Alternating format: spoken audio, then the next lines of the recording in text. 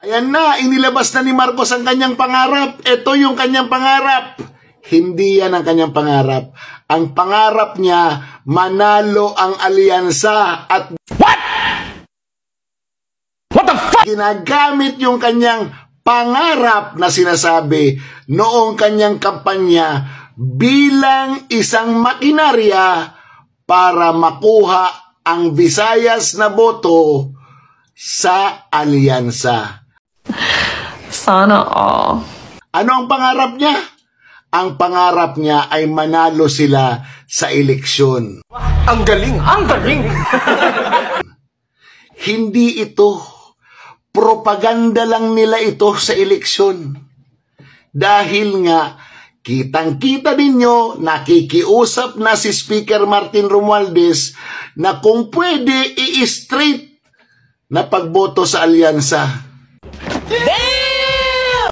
Samantalang ang PDP laban, walang makinarya, walang ganitong mga propaganda, pero yung tao talagang desidido na ilagay ang mga PDP laban, yung 10 ng PDP laban sa Senado para magkaroon ng kontrol ang taong bayan sa gobyernong ito.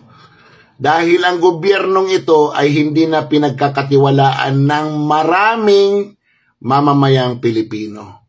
Ito, election propaganda lang yan.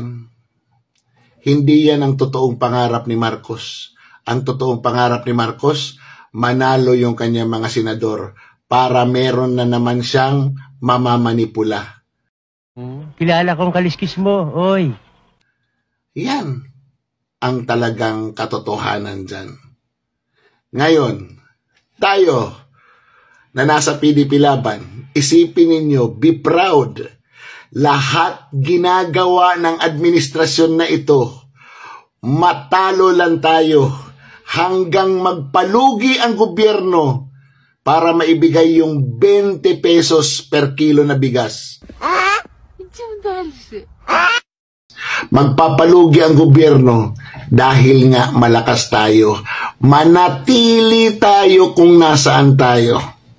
Madadagdagan pa tayo ng marami na naniniwala sa atin. Alam nyo bakit nila inilabas to? Dahil nakita nila yung trend ng OFW voting. Yeah, boy. Nakita nila na maraming nagrereklamo doon na baka daw nadaya sila kasi ang binoto nila ay PDP laban, ang lumalabas ay mga kandidato ng alyansa. Doon nila nakuha na malakas talaga ang PDP laban. Oh, paano? Sayang ang bayot! Hebat ada, hebat ada, hebat ada, hebat ada. Alam mo ba? Mahal mo na. Wala tayong magagawa, mahal mo na. Hebat ada, hebat. Meron akong pagdududa ha, na magbebenta sila ng 20 pesos per kilo na bigas pero hindi pang tao. Hoy! Pinabulaan nyo! Pang hayop. Aba, ano yun man yung 20 petot na bigas na yan kung hindi naman pang tao? Para kanino? Ay sa bagay, yung pinangako ni Junior nung nakarang eleksyon, 20 petot na bigas. Wala siyang sinabi na pang tao. Sorry na!